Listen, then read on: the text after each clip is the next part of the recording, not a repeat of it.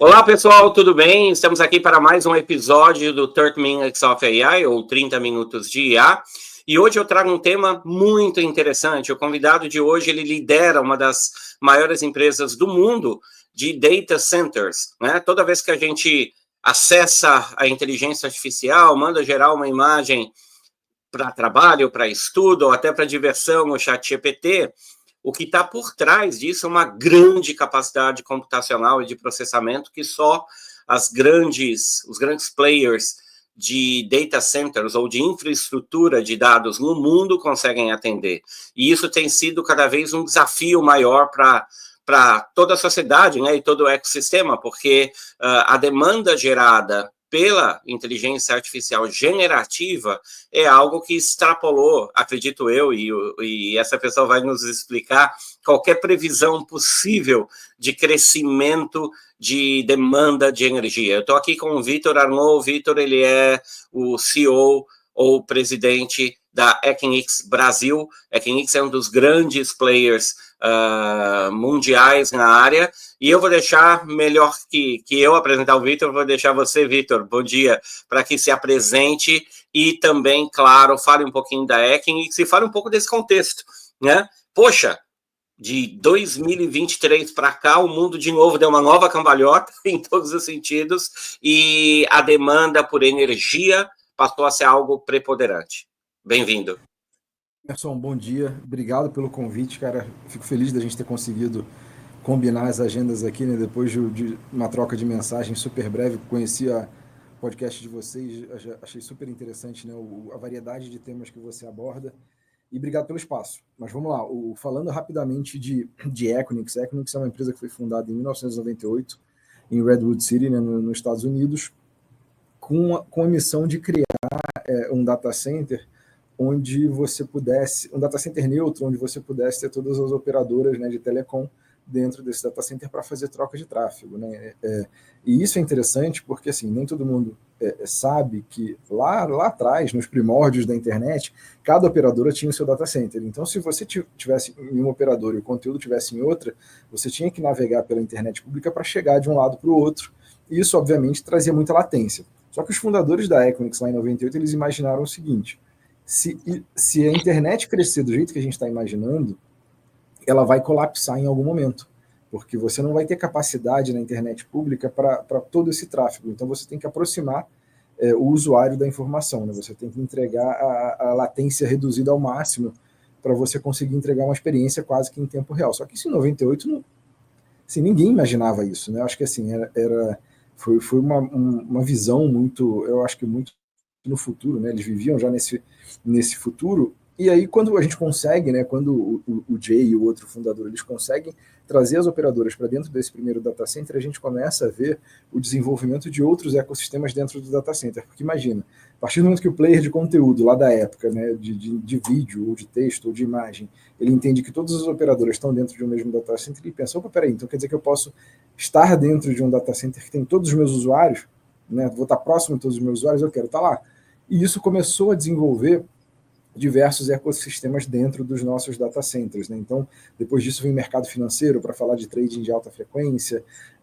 Tudo que você pensa em tempo real hoje, de informação em tempo real, precisa de latência reduzida, né? E no final do dia é isso que a gente faz com os ecossistemas dentro desses data centers, quando a gente traz vários ecossistemas, acesso à nuvem pública, acesso a nuvens privadas, informações de saúde, né, do setor de saúde, que é um setor que cresce muito agora, com o advento do digital. Então, tudo isso tem acontecido dentro dos nossos data centers, ao ponto que, ao longo desses 27 anos, Emerson, a gente acumulou 486 mil interconexões dentro dos data centers, dos mais de 270 data centers pelo mundo.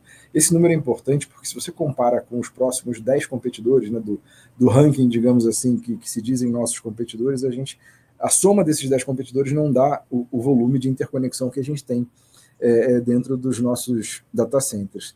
No Brasil, a nossa história começa em 2011, quando a Equinix chega junto com a Riverwood para comprar parte do capital da Log. Em 2014, a Equinix compra 100% do capital, e aí a gente conecta na nave-mãe e começa a expandir de forma acelerada na América Latina, né? O Brasil foi o ponto de partida na América Latina, com Rio e São Paulo. Agora a gente está na América Latina em 5 países e 7 mercados. A gente está no Brasil, na Colômbia, no México, no Chile e no Peru. E ao longo dessa trajetória, o que eu acho interessante, Emerson, para conectar com o que você falou, é o seguinte: a gente viu diversas ondas de transformação digital, né? A gente vê, desde lá de trás, internet, depois social media, você tem cloud, depois você tem até a pandemia, que foi acho que foi um grande divisor de água no ponto de vista de comportamento digital, e agora tem inteligência artificial como mais um vetor de crescimento para a gente. Não é que a Equinix ela não surge por causa da inteligência artificial, né? A inteligência artificial é mais um acelerador do nosso crescimento, junto com outros que estão acontecendo, que já vem acontecendo, né, ao longo dos anos. E eu acho que a inteligência artificial generativa, que foi digamos, a grande novidade, né, assim, que foi em 2023, com o advento do ChatGPT, você tem a possibilidade de usar no teu celular. Né? Então, talvez a grande sacada ali tenha sido a usabilidade, que permitiu que, do dia para a noite, mais de 100 milhões de pessoas estavam tendo acesso àquilo ali, e os modelos continuaram evoluindo. Mas essa derrubada de barreira, né, do ponto de vista de usabilidade, trouxe uma demanda, um vetor de crescimento novo para a gente e para todo o mercado, né, não só para a Equinix, como para todo mundo, para os cloud providers, que são nossos clientes, para todo mundo que tem, de alguma forma, trata o dado, e eu acho que isso trouxe um acesso para as pessoas, né, porque no final do dia, imagina o seguinte: quanto mais gente está na ponta do dedo lá com o seu celular, com o seu laptop, gerando dado e consumindo dado, mais serviço de data center vai ser necessário. Por isso que isso para mim é mais uma onda que permitiu que várias pessoas revolucionassem as rotinas, a forma de trabalho. E eu não estou achando, assim, não estou falando que a função XYZ sumiu. Não, mas assim, as tarefas, sim, muitas tarefas estão mudando completamente as possibilidades que você tem com inteligência artificial. Isso a gente tem acompanhado, mas a gente tem acompanhado, Emerson, de forma muito assim, realista, pé no chão. Você falou de energia, a gente se preocupa muito com energia, com sustentabilidade, mas a gente se preocupa também com a arquitetura. Porque imagina o seguinte: você vai treinar um modelo em algum lugar, mas você precisa da inferência próxima do usuário, que é o que a gente faz, dos ecossistemas. E aí a arquitetura da inferência está mudando com os modelos RAGs, que você tem que conectar em outros sistemas e outras arquiteturas. Então, no final do dia, o que está ficando muito claro para a gente, assim como as outras ondas que a gente viveu de transformação digital, é que a arquitetura de IA ela é distribuída. Ela vai desde o teu celular, no Far Edge, até os grandes centros que fazem o treinamento dos modelos. E o Brasil, com certeza, pode ter um papel aí. Acho que a gente está na época de escolher o que a gente quer ser, né? O que a gente quer ser quando crescer, quando o assunto é IA como país, e essa discussão acho que é longa, não tem a ver só com data center, mas passa, sem dúvida, pelo data center. No final do dia, eu estava no evento lá no AI Salon, que a gente estava falando aqui antes, né? E a minha pergunta para o pessoal foi o seguinte: alguém aqui não usou o celular hoje? Obviamente, todo mundo já usou o celular pelo menos uma vez. Então, todo mundo já visitou o data center da Equinix, pela quantidade de troca de tráfego que a gente tem dentro dos nossos data centers. Isso no Brasil, né? Focado no Brasil, nem falei dos outros países, mas assim, a gente gravou um vídeo no Canadá com o youtuber Linus Tech Tips, que é um youtuber super famoso, né, de tecnologia, e ele ficou impressionado. E isso é engraçado, porque a gente que está inserido no mercado, a gente não fica tão impressionado mais quando a gente visita um data center. Mas para quem nunca visitou, ele falou: cara, eu acho que eu visitei a maior empresa de tecnologia que você nunca ouviu falar, né, que é a empresa de bastidores. Então, por isso que eu concordo muito com o que você falou, que é o seguinte: não existe nuvem sem o data center, não existe AI sem o data center, o digital não existe sem a base, que é o data center. Exatamente. Em relação à Equinix, o que de fato para mim é o ponto-chave da diferença em relação aos demais, porque ela foi pioneira nessa história do carrier neutral, né, que você colocou, ou seja, ter no mesmo lugar as operadoras, as nuvens das empresas, a operação de empresas em si, faz com que você reduza a latência. Para quem está nos vendo, latência é o tempo que demora entre você fazer uma requisição, usando o exemplo do ChatGPT, você faz uma requisição através de um prompt, né? Por favor, ChatGPT, me escreva uma história sobre ABC. Esse tempo que vai até o servidor ou a nuvem do ChatGPT, que está em algum lugar, não existe nuvem imaginária, tá, pessoal? Ela está dentro de um computador físico, que é o que o Vitor explicou, e volta para você, e estamos falando muitas vezes de décimos de segundo, né? No máximo 1 segundo para a tua pesquisa, é a latência. Agora imagine o seguinte, eu no ano passado, enquanto eu ainda estava na minha vida corporativa, Victor, um dos desafios foi, num grande banco brasileiro, a gente queria vender uma solução de contact center, ok? Mas ela era 100% cloud. E aí o grande desafio era, ok, como que eu vou ter uma solução de contact center, de novo, para quem não sabe, é o call center, é quando você liga para o banco porque você perdeu o cartão, não está conseguindo pelo teu app, você tem que falar com alguém, ou por chat. Este tempo tem que ser real time, né? Você não tem como esperar e fazer esperar o consumidor para cada pergunta que ele faz, ou o agente do outro lado, o operador, cada consulta demora meio segundo, demora 1 segundo, isso é impossível. Isso foi um inviabilizante, tá? Para o projeto, porque essa solução era totalmente na nuvem, e é uma solução extremamente pesada, né? Então, olhando para o mercado brasileiro, sem dúvida você já consegue ter essa visão do crescimento, porque você está na ponta, fornecendo capacidade computacional para todo mundo e olhando os teus indicadores de consumo crescendo. Então, se você pudesse dar uma fotografia do real crescimento e real utilização da inteligência artificial, sobretudo das companhias, eu não sei se a gente consegue fazer um breakdown, tem o público em geral, perfeito, né? Mas a gente tem as companhias, tem os bancos, como nós dissemos, tem as empresas privadas, os próprios provedores também, que eu acho que acabam terceirizando um pouco a nuvem da Equinix. Me fala um pouco disso, porque você tem o dado real na mão. Você sabe de fato se a IA está crescendo um nível X ou Y, a sua utilização.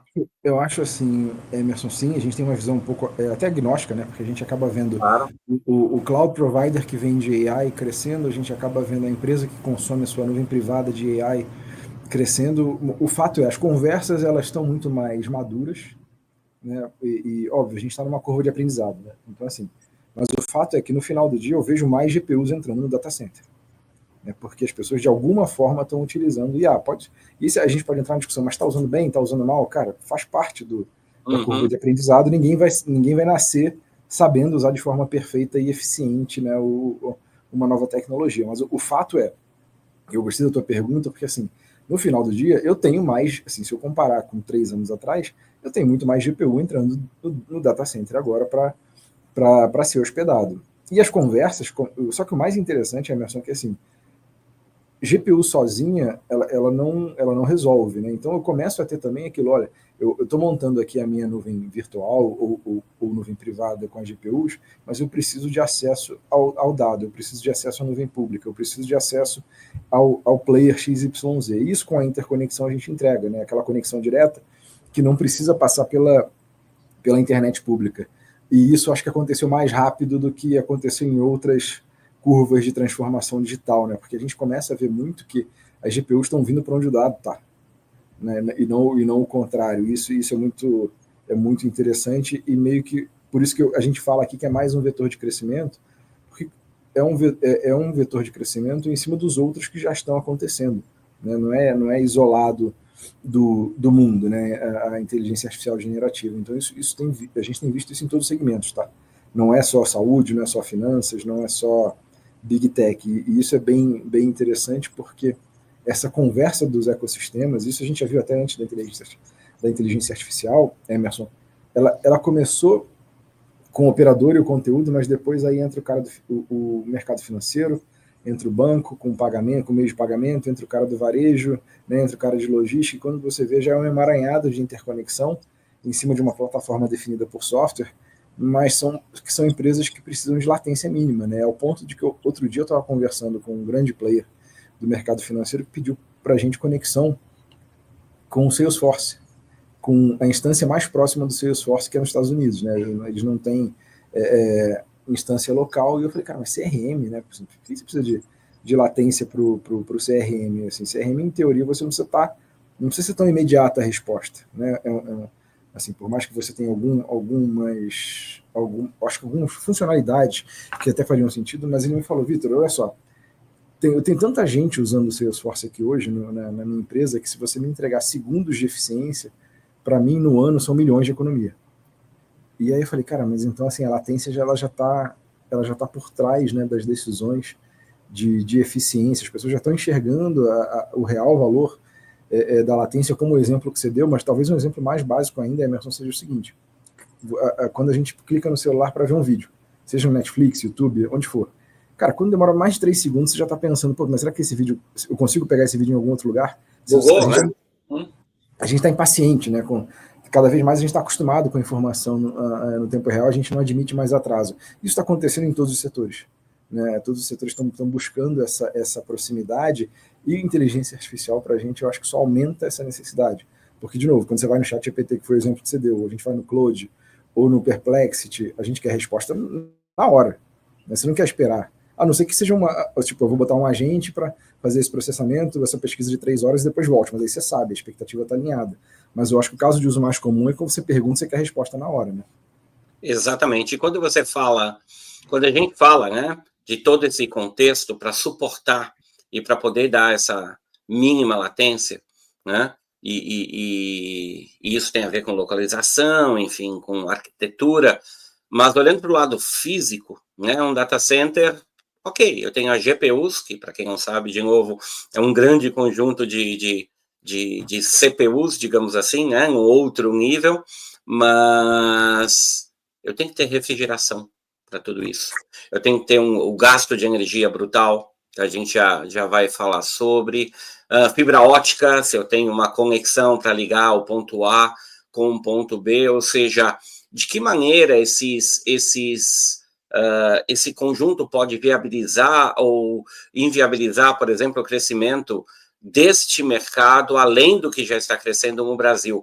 Porque o que se tem comentado bastante, eu vi isso em Londres há um mês, é o potencial que o Brasil teria para ter data centers e, sobretudo, data centers verde, limpos, os green data centers, que eu acho que vai ser um tema importante na COP30, no final do ano no Brasil, mas a gente sabe que não é exatamente só energia, não basta eu ter a fonte de energia limpa, eu tenho todo um contexto em volta que é brutal.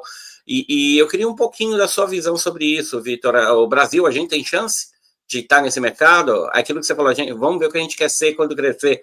Né? Eu acho que a gente está nessa hora. Né? Eu imagino o seguinte, o Emerson, a nossa matriz energética, né, de geração ajuda, né, é predominantemente renovável, mas existe também, não dá para terceirizar tudo para a matriz energética, porque um data center é verde ou não de acordo com os padrões de design e operação. Né? Por mais que eu assim, no Brasil você consegue certificar sua energia, a cobertura é renovável 100%. A gente faz isso em todos os nossos data centers, não tem problema nenhum com isso. E, sinceramente, acho que no Brasil isso é obrigação, né, considerando a facilidade que você tem comparado com outros países de contratar essa cobertura. Mas imagina o seguinte, você tem que ter outras preocupações. Vamos falar de energia, eficiência de energia. Você tem que fazer o design para que você seja o mais eficiente possível para fornecer energia do servidor. E para refrigerar isso também, tem aquele conceito que a gente usa muito, né, no mercado, chamado PUE, né, que é Power Usage Effectiveness, que é quão efetivo você é na utilização de energia, que ele determina o seguinte: se eu falar para você que meu PUE global é 1,39, eu estou falando que eu uso 0,39 kW para refrigerar 1 kW que eu forneço para o servidor. Né? E eu tenho um compromisso global, público, por isso que eu estou te falando os números reais, porque a gente divulga isso anualmente no nosso relatório de sustentabilidade.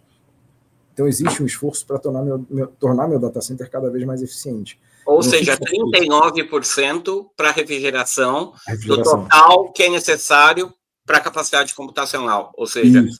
Você aumenta em quase 40% só para refrigerar a máquina. Isso depende muito. Isso é uma média entre 270. Uma média, claro. Eu tenho data centers que tem um PUE muito mais baixo, tem alguns mais altos. Isso depende muito também da forma como eu trabalho essa eficiência depois. Que não é só eu lançar um data center eficiente, mas as tecnologias, depois que eu implemento o data center, elas evoluem. Eu tenho que continuar esse ciclo de evolução para ficar cada vez mais eficiente. Isso é muito importante, mas assim, tem um ponto que a gente vai além, Emerson, que eu acredito que é muito importante, que é, peraí, eu já tenho energia renovável, eu sou o mais eficiente possível, mas como é que eu transformo isso numa economia verdadeiramente circular? E aí a gente começou a explorar no Canadá, na Finlândia, em cidades, né, onde você tem uma rede pública de arrefecimento, que é como é que eu forneço o calor gerado dentro de um data center para aquecer a cidade, né, para aquecer o entorno. Isso funcionou muito bem no Canadá e na Finlândia, só que ninguém falava disso. Né? Assim, as pessoas não se preocupavam com isso, mas o nosso case que foi mais, assim, que virou mais acho que funcionou na mídia, digamos assim, né? Acho que virou destaque, foi o case onde a gente aqueceu as piscinas do Parque Olímpico de Paris, na última Olimpíada. E foi super interessante porque o data center, a gente construiu o data center, ligou o data center nessa rede, né, de o que a gente chama de um programa de heat export, de exportação de calor. A gente liga nessa rede de arrefecimento e fecha um contrato de 15 anos, né, com as instituições locais que garante que as emissões dessas instituições vão ser reduzidas em milhares de toneladas de CO2. Então, para mim, essa é a verdadeira visão de impacto, né? Não é só achar que o data center é algo isolado do mundo, mas é algo que pode ter o impacto ao ponto da gente ter testes, né, também no terraço do data center para usar esse calor para a gente manter uma estufa. Né? A horta, tem uma horta ali funcionando, tem hortaliças, frutas e tudo mais, que eu acho que é mais um dos casos que a gente pode explorar no futuro como com uma plataforma gigante que a gente tem. E eu acho que isso é importante porque a gente olha para o data center como parte de uma cadeia de valor. Né? Não é aquela coisa do data center isolado, como você falou, e eu acho que essa visão é interessante porque o data center hoje, sem fibra, né, que você falou da conectividade, ele é um galpão com energia e refrigeração, né, mas ele não está conectado no ecossistema, né, Emerson? Então isso é muito importante também, entender que data center hoje sem conectividade ele não faz parte dessa arquitetura distribuída, e a fibra eu acho que é parte integrante da cadeia de valor, sim, sem dúvida. Sem dúvida. Outro ponto que nós estávamos discutindo também em Londres, na Tech Week, sobre este assunto, em relação ao Brasil, é talvez a dificuldade que existe no sistema atual de distribuição de energia do Brasil, onde se perde bastante energia, evidentemente pela transmissão, né? E também, mesmo com todos os esforços da questão de geração de energia limpa, no fim do dia essa energia ela tem que ir para o grid, né? Para que ela seja distribuída, e isso gera-se desafios gigantescos, né? Claro, existem regiões no Brasil, como o Ceará, Rio Grande do Norte, Rio Grande do Sul, em que se está olhando isso com prioridade, né? O Ceará agora conquistou a conta da ByteDance, da TikTok, né? Para fazer um enorme data center deles lá, mas o meu ponto é, poxa, a gente ainda tem problemas estruturais extremamente grandes, ao mesmo tempo, não quero ver isso como um grande problema, mas sim como uma gigante oportunidade, porque se eu, e parece que nós estamos num caminho, quero ser um hub de data centers, de capacidade computacional no Brasil, o que o Brasil precisa fazer ao seu entorno é gigantesco. Isso vai gerar milhares, milhões, bilhões de oportunidades. Concordo. Emerson, imagina o seguinte, nessa parte da energia, eu acho que o Brasil tem desafios como outros países têm também. Mas tem vantagens, né? Como a gente tem um sistema hoje centralizado de gestão, né, dessa distribuição, isso para a gente é mais fácil do que se você comparar com os Estados Unidos, que você tem basicamente 3 sistemas diferentes, e você tem interconexão entre esses sistemas. Mas os Estados Unidos também tem, em alguns sistemas, ele tem excesso de geração. Não é uma vantagem só nossa, né? Mas eu acho que, assim, se a gente pensar, vamos supor, a gente resolve a questão, né, da energia, a gente investe em distribuição para determinados locais, para botar esses data centers. Agora, se a gente estiver pensando em atender só o mercado local, com a inferência próxima do usuário, ok, é mais do mesmo como a gente fez com a nuvem pública, né, que veio para cá, por mais que nem tudo seja processado aqui, assim, o que precisou vir da nuvem para estar próximo do usuário veio.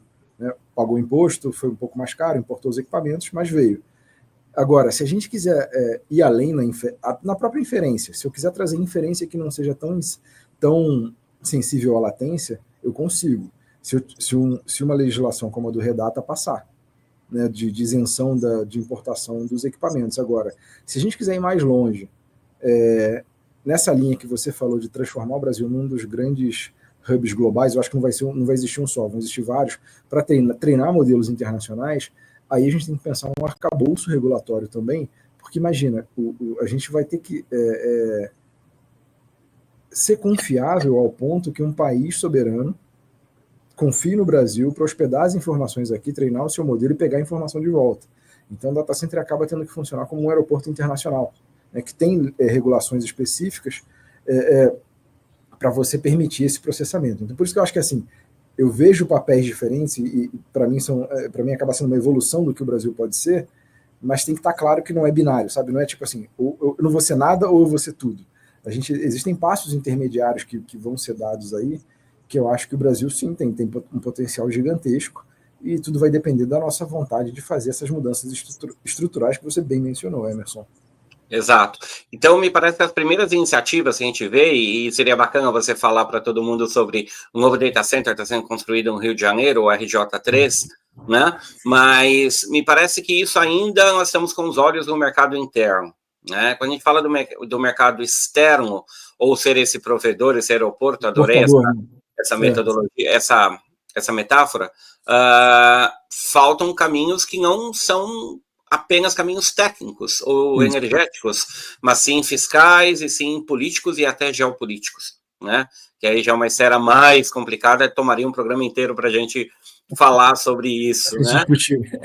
Pois é, não, vamos fugir dessa, né? Mas existe, está claro para todo mundo. Nós temos, né, 3 grandes blocos, BRICS, Estados Unidos e Europa, e meio que nós não estamos nesse momento nenhum, ou seja, isso vai ser decisivo também para olhar para frente, e pensando na expansão para atender mercados internacionais, sendo que a IA e dado cada vez mais é um item sensível e um item estratégico, um item até de segurança nacional para cada um desses grandes blocos. Mas voltando na questão do mercado interno e desse projeto RJ3 que eu li a respeito, quando eu te conheci, eu falei, poxa, já é uma das iniciativas que a gente consegue vislumbrar, colocando o Brasil, nem que seja para o mercado interno, mas na vanguarda um pouco. Eu vi o prefeito do Rio de Janeiro também falando um pouco, enfim. Eu queria um pouquinho da sua visão, Vitor, a respeito de como surgiu, por que o Rio, como que esse data center, esse novo data center, vai atender e qual que é a visão que você tem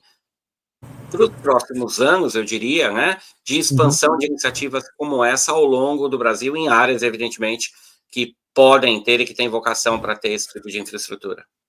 Isso. Legal, Emerson. Acho que assim, a RJ3 a gente já inaugurou em abril, mas já estava operando desde janeiro. Né? Foi o maior investimento feito no estado do Rio, investimento real, né? Tipo, com data center construído, já recebendo clientes internacionais e brasileiros, e funcionou para a gente como uma extensão do que a gente já tinha construído com a RJ1 e 2. A gente já concentra boa parte da troca de tráfego ali que acontece no estado do Rio, e a RJ3 vem com mais capacidade, já pensando em deployments maiores, em workloads maiores com IA, com GPUs, e a aceitação foi muito interessante. Então, assim, já tem clientes internacionais chegando, que confiam na plataforma global da Equinix, e clientes brasileiros também. A gente já tem vários casos de clientes fazendo a implementação lá. E eu acho que isso faz parte de uma estratégia de investimento, não só no Rio, como em São Paulo também. São Paulo hoje é o grande centro, não tem jeito, assim. É o grande centro, eu diria, da América Latina, de processamento, né, onde as nuvens... onde os grandes players se estabelecem primeiro, né? Depois eles vão para outros mercados, seja Rio ou outros países. Em São Paulo também a gente está fazendo um investimento gigantesco com SP6, que está ficando pronto no final do ano, início do ano que vem, mas é um campus que vai hospedar 4 data centers, né? Então, assim, lá em Santana do Parnaíba, a gente tem SP3, tem SP5, está construindo o SP6, e ali também vai ter o 7, 8 e o 9 nesse mesmo campus, porque a gente está imaginando, sim, uma aceleração do crescimento, né, desse mercado como um todo, não só por causa de IA, mas por causa dos outros vetores de crescimento que a gente acompanha também. E isso tem a ver muito com a estratégia da Equinix, tá, Emerson? Porque imagina o seguinte, em países maiores, a gente sempre se estabelece no principal centro econômico e no segundo principal centro econômico. E hoje, São Paulo e Rio têm esse papel no Brasil. E a gente não tem nada, assim, contra as outras cidades. A gente até tem conversas constantes sobre, será que está na hora de um terceiro mercado? Será que está na hora de um quarto mercado? Só que imagina, a gente também tem um tamanho que esses mercados específicos têm que chegar num tamanho suficiente para a gente fazer o investimento. Enquanto isso, o mercado vai se desenvolver, os players que surgem nesses mercados têm que conectar de volta no centro na gente, faz parte do jogo, são parceiros nossos, mas quando chegar a hora de ir para um terceiro, para um quarto mercado no Brasil, a gente vai tomar a decisão, ou a gente compra alguém ou a gente constrói do zero, como a gente já fez em vários lugares, entendeu? Então faz parte de uma estratégia nossa de crescimento e de desenvolvimento desses grandes centros, que no final do dia, onde concentra a população, que precisa dessa latência, né? Que precisa da informação em tempo real. Então isso faz parte de um plano maior, sim, de crescimento. A gente já vem investindo aí, se não me engano, na média, dá mais de R$1 bilhão por ano no Brasil, né, fora o investimento em outros países da América Latina, mas eu acredito que isso acelera, sem dúvida, porque eu não vejo a gente sentando aqui para conversar, Emerson, daqui a 5 anos, num cenário onde a gente admite um para o outro que a gente está dependendo menos de informação em tempo real. A curva está indo para outro lado, né? Então, assim, isso vai aumentar a necessidade e a demanda pelos nossos serviços. Exatamente, e bacana que isso já emenda exatamente com a pergunta que eu iria fazer, ou com a afirmação, talvez. Eu tenho visto um grande movimento de mercado em que data centers menores estão se estabelecendo, ou data centers menores que já existiam e agora estão se reinventando e tendo que investir justamente para suprir necessidades regionais, né? Então, você pega centros como Florianópolis, como Goiânia, que já é um pouco mais afastado, mesmo Brasília, em que os grandes players buscam ter ali seus data centers, etc., né? Mas o que eu quero dizer é que isso abre mercado para todo mundo, e no fim do dia, muitos deles vão utilizar a parceria com vocês, a estrutura de vocês, para poder operar. E é bacana isso, porque eu acho que o uso da inteligência artificial também destravou o uso do cloud, né? Eu lembro as primeiras tentativas de falar de cloud com clientes nos idos do 2000, 2005, 2006, do meu lado, né? Embora ela é do fim dos anos 90, era um caos, né? E até hoje existe um percentual, por exemplo, eu trabalhava numa Big Tech, daquele produto específico, que era CRM e ERP que eu vendia, 15%, 12% dos clientes ainda resistiam on-prem. E agora com a IA, sorry, né? Ou você vai ou não tem como, você precisa ter uma estrutura híbrida, e aí você exige muitos data centers. Então eu fico imaginando as soluções de negócio, aplicativos de negócio, repito, RP, CRMs, de RH, já feitos por novos players menores que aproveitam o low-code, no-code e a IA para desenvolver, vão democratizar esse uso, né? Empresas pequenininhas que antes sequer tinham condição de aderir a um TOTUS ou um Pipedrive, que hoje vão ter essa condição, e o que eu quero dizer com isso? Cada vez mais o uso da capacidade computacional vai ser importante, e a latência mínima serve como uma grande referência também. Ou seja, me fala um pouco eu não diria descentralização, né? Porque no fim do dia vocês se conectam a esses pequenos data centers também, mas abre muita oportunidade, né, em todo lado. Eu acho que abre, e eu acho que isso é importantíssimo, porque imagina o seguinte, a arquitetura, a gente enxerga esse futuro, né, que, na verdade, esse futuro que já está acontecendo para muita gente, a arquitetura ela é distribuída. Né? Então, assim, eu tenho o que a gente chama de far edge, e o extremo edge, para mim, está na nossa mão, que é o celular. É o edge mais, e assim, nossa capacidade computacional na mão hoje é um negócio absurdo, né, comparado com 30 anos atrás. Mas você tem sim data centers hoje, por exemplo, containers nas torres de 5G, naquelas torres que acessam mais gente, né? Você tem data centers menores, né, em cidades também, como você falou, com capacidade local, cache e tudo mais, e eu acho que isso faz parte, mas como você falou, né, o data center sem conectividade, sem acesso a essa arquitetura, ele não agrega valor, você não consegue gerar valor a partir daí, ele acaba sendo um galpão isolado do mundo. Agora, quando você conecta isso num ecossistema maior, quando você conecta isso de volta na Equinix, nas operadoras, em outros data centers, aí sim você faz parte de uma arquitetura onde no final do dia a missão, né, dessa arquitetura é aproximar o usuário da informação. Né, e eu acho que isso vai cada vez mais vai crescer. Não tem jeito, não adianta, assim, não existe um futuro onde só a arquitetura é uma coisa tipo um monolito, né? Não é isso, distribuída, é modular. Você vai ter vários players, você vai ter acesso em tempo real. A arquitetura distribuída é uma coisa muito plural, sabe? Eu acho que isso é muito importante, porque também dá liberdade de escolha, né? Exato. E sobre inovação, né, na tua área, e aí eu acho que é uma curiosidade que todo mundo tem, a gente vê, sobretudo aqui nos Estados Unidos, uma série de iniciativas, que eu não sei o quanto isso é viável ou não, ou é real e já está acontecendo. Claro, energia solar, energia eólica, isso está super claro, eu acho que o Brasil conta com isso bastante, embora eu sei que não é o core, né? Ainda a gente está longe disso, mas olhando para o mundo, poxa, a gente consegue ter energia radiativa, a gente tem data centers submarinos, né? Então, em que as ondas do mar conseguem gerar energia. É real isso mesmo? Quer dizer, a gente pode contar que isso vai suprir uma grande parte da futura demanda, ou a curto e médio prazo e até longo prazo não adianta, energia hidrelétrica, termoelétrica, e é isso aí.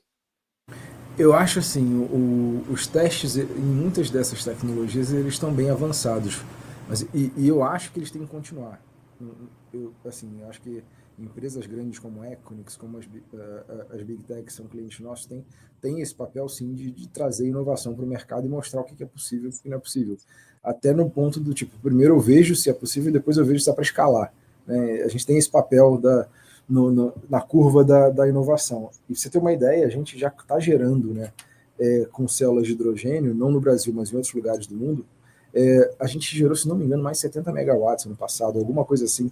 E a informação é pública, o número só não está exato, mas a gente tem no nosso relatório de sustentabilidade o número exato lá de quanto a gente gerou ao longo desses testes e no ano passado também, mas já é algo considerável, né? E isso é importante porque hidrogênio é realmente sustentável e tem um papel nessa matriz energética. E a gente também já fechou contrato com a Oklo, por exemplo, a startup que o Sam Altman estava envolvido, dos reatores modulares. Né? A gente fechou, se não me engano, 500 megawatts, também uma informação pública, para quando eles conseguirem entregar esses reatores modulares. E no final do dia são reatores que permitem que o data center funcione fora do grid. Né? Que você coloca o reator do lado do data center, ele fornece energia para você ali. Então, assim, existem sim diversas tecnologias que têm que continuar sendo testadas e escaladas para a gente trazer opções, né? No final do dia, eu acho que o data center também, dependendo da forma como você usa energia, o data center pode, inclusive, ajudar o grid, ajudar a trazer equilíbrio para o grid, porque o grid tem dois desafios, né? Você tem que estar sempre equilibrando o grid. Você não pode estar consumindo muito, mas você não pode também estar consumindo de menos. Né? O excesso de geração sem consumo também é um problema para o grid, traz uma complexidade a mais, e isso acho que data centers, carros elétricos e outras tecnologias podem ajudar também. No final do dia, é um exercício de gestão, né, de equilíbrio.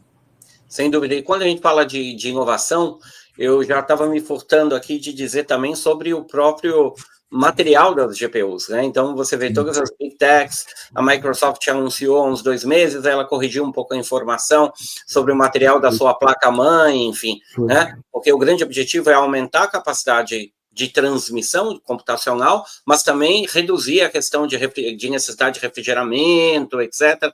A gente percebe todo mundo correndo atrás disso, né? Porque são as duas pontas que a gente precisa resolver, né? Gerar mais energia, tentar com que essa geração de energia seja cada vez mais limpa e, ao mesmo tempo, necessitar menos de energia, ou seja, eu ter equipamentos mais optimizados e mais performáticos, né? E eu vejo a NVIDIA também muito forte nisso, né? Forte, embora ela tenha todo mundo tem um limitante, né? Uma capacidade máxima produtiva hoje. Isso vai ser interessante olhar para os próximos anos também, tanto que por isso a NVIDIA ultrapassou todo mundo, assim, parece um corredor de 100 metros rasos, uma maratona, né? Com Microsoft, com Apple, com Meta, com Amazon, com Google, a NVIDIA passa a ser a primeira empresa de capital aberto do mundo, e eu acho que é muito disso, é muito pelo momento, né? Eu acho que sim, Emerson, e tem um ponto intermediário também. Imagina, eu tenho equipes aqui de inovação na parte de design do data center, então a nossa escolha de material também é muito consciente do ponto de vista de emissão, né? O nosso compromisso público em relação à sustentabilidade, e a gente teve muita discussão interna sobre isso, ele vai além do carbono neutro, né? Que assim, o carbono neutro, como você sabe bem, é o primeiro passo que você dá, mas ele está longe de ser suficiente, porque você tem vários gases que assim, não incentivam, né? Mas são vários gases que fazem parte do efeito estufa, são 7 gases. Então, assim, o desafio nosso maior, se você está falando em longo prazo, não é só ser carbono neutro. Né? Aí você vai para a discussão, mas você vai ser clima zero. Né? Mas clima zero, você pega escopo 1 e 2, você tem uma atuação, mas você ainda pode fazer offset, você não pega escopo 3. Então, net zero, que é o santo graal e que tem que ser perseguido com metas com base científica, né? No curto prazo e no longo prazo. Então, nosso compromisso ele está setado com metas de curto prazo, que a gente vê até 2030 e 2040, para você ter uma atuação real. E o bom, acho que de um programa de sustentabilidade baseado no Net Zero é que você só faz offset de carbono, para o pessoal que está assistindo a gente, offset é quando você compra o crédito, né? Você admite que eu emito mesmo, mas eu compro o crédito de carbono para zerar isso aí. O offset de carbono ele só é permitido em 10% ou menos das suas emissões, né? Que assim, você já trabalhou o máximo que dava nos 90% e no que não dá, aí sim você faz o offset. Isso para a gente é importante, por isso que a gente está tentando liderar essa conversa no mercado, porque se as pessoas pararem no primeiro passo, no curto prazo, essa discussão, ela não... Assim, a discussão de sustentabilidade é aquilo, né, Emerson? você está aí nos Estados Unidos, eu estou aqui no Brasil, é um planeta só. Se a gente não trabalhar junto com esse objetivo de sustentabilidade, não adianta. Então, assim, não é uma discussão de 2, 3 anos, é uma discussão realmente de você chegar num ponto de sustentável e continuar evoluindo junto com a tecnologia. É o que você disse, a base tem que ser científica, né? Tem que ser científica, isso. Tem que ser matemática, isso. Tem que ser realista, não pode ser fanatismo para A ou para B, né? Porque senão a gente vai acabar não chegando a lugar nenhum. Nos encaminhando, poxa, podia falar 2 horas aqui, no mínimo. Bom. Encaminhando para os últimos minutos, Vitor, qual que é a missão da Equinix para os próximos anos? Você que está no time de liderança, então você deve escutar dos seus chefes, que também são fundadores da companhia, e, sobretudo, o olhar para o Brasil, né? Se você pudesse resumir isso. Eu acho assim, tem diversas formas de responder isso, tá, o Emerson? A gente teve o nosso Analyst Day há poucos dias atrás, e talvez acho que a frase mais impactante que a gente ouviu, né, tanto da Adaire, nossa CEO global, quanto do Keith Taylor, que é o nosso CFO, foi o seguinte: a gente vai crescer nos próximos 5 anos que a gente cresceu nos últimos 27. Então, assim, é uma baita missão justamente para capturar essa demanda, mas sempre lembrando que no final do dia, desde 98, a minha missão continua sendo aproximar o usuário do dado. Seja o usuário, né, uma pessoa com um dispositivo na mão, seja um dispositivo autônomo tentando acessar o dado. E isso, essa curva, ela está acelerando, né? Então, assim, eu continuo com essa missão e se você for ver o que isso trouxe para a gente, né, assim, a criação desse mundo digital em tempo real, esse mundo só existe porque a gente tem latência mínima por trás, né? A gente tem muita interconexão acontecendo, tem toda uma cadeia de valor, não só com data center, mas com empresas de telecom, com big techs, com desenvolvedores dos aplicativos, e esse arcabouço, né, esse ecossistema, ele vai ficar cada vez mais importante, e a gente vai continuar se posicionando como essa base da infraestrutura digital mundial. E para quem está assistindo, e eu sempre digo, poxa, eu acho que é uma enorme oportunidade para o mercado de trabalho, né? Continuar se envolvendo com tecnologia, ou começar a se envolver, sobretudo, com IA, e olhando para esse universo dos data centers e de empresas como a Equinix, que são empresas menores, regionais, como eu disse, por dentro do país. Quais são as dicas que você daria para alguém que quer começar nessa área, ou efetivamente quais são posições, por exemplo, que estão sendo mais procuradas em empresas como a Equinix? Eu acho que assim, você tem muito a parte técnica, né? E a técnica eu divido na operação do data center, tem parte de construção, mas tem a parte técnica também de administração dos servidores, de implantação. Então a gente tem diversas trilhas de carreira aqui. E isso é importante, é bem importante, Emerson, que você falou que a gente tem vários programas, inclusive, de transição de carreira. Né? Você tem uma ideia, a gente tem ex-atletas olímpicos trabalhando aqui na Equinix, a gente tem pessoas que vieram da indústria pesada e estão hoje na administração dos data centers, porque no final do dia são equipamentos grandes, né? São equipamentos de missão crítica, você tem uma similaridade. E a gente trabalha muito isso. Então, acho que assim, no final, se você quer entrar do início, tem muita oportunidade, inclusive, para você ser formado dentro de uma empresa como a Equinix, como outras empresas também. A Equinix não é a única que faz isso. Né? Agora, se você está pensando já em desenvolver tipo, uma carreira de liderança, um cargo mais sênior, a gente também tem diversas oportunidades, a gente está crescendo muito, e aí minha recomendação é visita lá o site de carreiras, que você vai ver o quão plural é o time, né? O quão plural é a demanda que a gente tem por talento. E eu acho que assim, o pessoal me pergunta, né, mas qual é a habilidade que precisa? E aí eu vou voltar numa entrevista que eu vi do Obama, e assim, não estou falando que eu sou a favor ou contra politicamente, mas assim, eu acho que o que ele falou foi muito interessante, que é o seguinte, o repórter perguntou, né, o jornalista, cara, mas o que você daria de recomendação para o estagiário que está entrando agora? Né? Vai estudar tecnologia, vai estudar o quê? Ele falou, não, cara, fica bom em resolver problema. Assim, você tem que ser aquela pessoa que você resolve. Ele usa a frase, né, do get shit done, que é super informal, mas assim, eu acho que isso continua sendo valioso. Independente da tecnologia que você está tratando, independente do ambiente, eu acho que você se destaca realmente por ter um perfil resolvedor, né, fazedor. E eu acho que isso vai ser valorizado em qualquer área da Equinix, qualquer área do mercado de data centers. Hard skills ou conhecimentos técnicos se adquire, se ensina, se aprende. Até porque a gente não tem um monte de profissional no mercado esperando para, inaugurou esse data center Equinix, agora eu vou ter um emprego. Não, pelo contrário, faltam profissionais no Brasil. Agora, o soft skill, que é exatamente as habilidades pessoais, comportamentais, isso já vem com a gente, é o que a galera chama de desenrolado, né? Hoje é uma nova gíria, né? O cara desenrolado, é isso, resolve problemas, se vira e dá seus pulos, né? E aí, já conectando, você disse, poxa, a gente tem transição de carreira, pessoas indo de outras indústrias, você fez isso, né? Você estava lá no mercado financeiro, etc., retail, e chegou, né, na Equinix, enfim, é um grande exemplo, né, em que se você tem uma base sólida de gestão, uma base sólida de um arcabouço de conhecimentos, a transição para a indústria pode ser possível, né?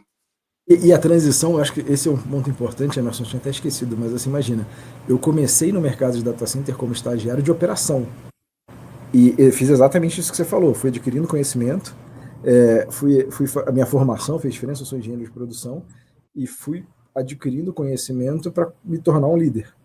Né? E depois disso fui seguindo na carreira, né, nas missões aqui dentro da Equinix, que o pessoal até brinca que eu falo, que eu não sou o presidente da Equinix no Brasil, eu estou o presidente, que essa é a minha missão atual. Né? Não sei se vai ser, daqui a alguns anos vai ser outra missão, já tive várias missões aqui dentro da Equinix, mas acho que isso faz parte. Talvez aquela história, né, do lifelong learning seja mais importante do que nunca, porque você, acho que talvez o desafio maior é você vencer a inércia. Né? Você está sempre buscando e sempre consumindo um conteúdo, tipo um podcast seu, que traz vários líderes interessantes aqui para conversar. E aí você consome a aula da pessoa, você consome livro, consome uma newsletter, porque hoje o conhecimento não está mais só na sala de aula, né? Você tem que buscar. Talvez hoje o desafio maior seja a curadoria, porque existe um excesso de informação e você tem que escolher o que você vai consumir. Mas isso é muito, muito importante, sim, para você conseguir fazer esses movimentos na carreira com certa liberdade. Concordo contigo. Vitor, muito obrigado pela tua participação. Acho que foi, poxa, abre muitos horizontes em entender o backstage, né? Às vezes a gente só olha para o filme ou para a peça, mas não vê que tem uma multidão atrás do palco ajudando e trabalhando e sendo vital, e nesse caso nós estamos falando vital mesmo, né? Estamos falando do coração, do pulmão, do cérebro, de uma aplicação que você aponta no teu celular, você tem a oportunidade de acessar, mas o que está por trás é infinito, né? E eu acho que privilegiados somos nós de podermos estar vivenciando esse tema, né? E sobretudo a gente que eu acho que viveu, uma das minhas convidadas disse algo interessante, a nossa geração é privilegiada, a X e a Millennium, porque a gente viveu os dois mundos, o analógico e o digital, né? E a gente consegue claramente perceber o benefício, tem seus lados ruins também, mas o benefício, sobretudo, em relação ao acesso, em relação a ter facilidades na vida que o digital entrega, né? Tem outros critérios de vício em telas, de mídias sociais, mas isso é um outro ponto. Vitor, mais uma vez, muito obrigado pela sua participação, e a todos, muito obrigado. Toda semana, de 1 a 2 vezes por semana, a gente vai ter sempre um novo convidado. Muito obrigado. Obrigado, Vitor. Obrigado, Emerson. Obrigado, pessoal. Tchau, tchau.